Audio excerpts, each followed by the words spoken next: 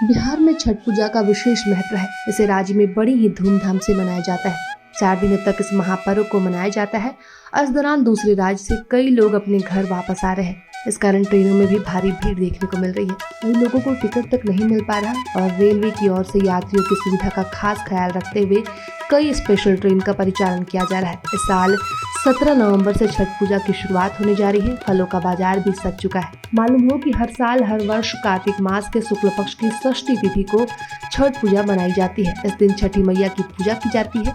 मान्यता है कि इस दिन छठ माँ की पूजा करने से सुख समृद्धि, यश, धन, मान, सम्मान, वैभव आदि की प्राप्ति होती है।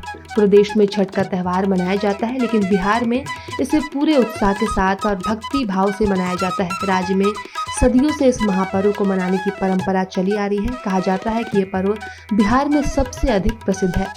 पता है कि 4 दिन के इस त्यौहार में नहाय खाए और खरना होता है। इसके बाद डूबते और उगते सूर्य को अर्घ्य दिया जाता है।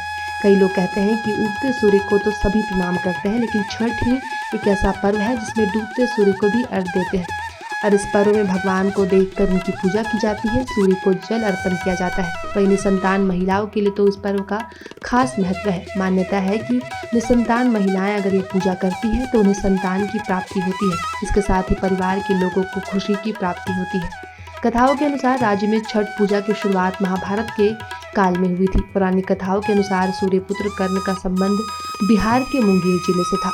बताया कि राजा कर्ण सच्ची श्रद्धा के साथ सूर्य की पूजा किया करते थे। ये पानी में खड़े होकर घंटों सूर्य को जल अर्पित करते थे। कहा जाता है कि षष्ठी और सप्तमी तिथि को ये सूर्य विशेष आराधना करते थे। बताते हैं कि इसके बाद से ही छठ महापर्व को मनाने की परंपरा शुरू हुई। बताया कि सूर्य पुराण में देव मंदिरों का उल्लेख होने के कारण इस पूजा का विशेष महत्व माना जाता है। छठ पूजा के बारे में कहा जाता है कि ये पूरी तरीके से प्रकृति को समर्पित होता है।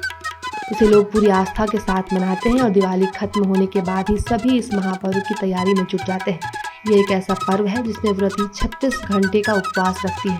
वही अन्य पर्व में इतना लंबा उपवास नहीं होता। 4 दिनों तक चलने वाला छठ पूजा पर्व की शुरुआत नहाय खाई से की जाती है और इस दिन घर में शुद्धता का खास ख्याल रखा जाता है।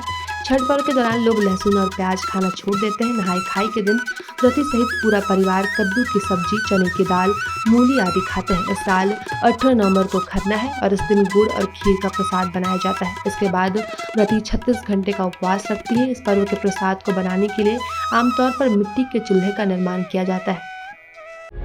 प्रभातखबर.com, विश्वास वही, रफ्तार नहीं।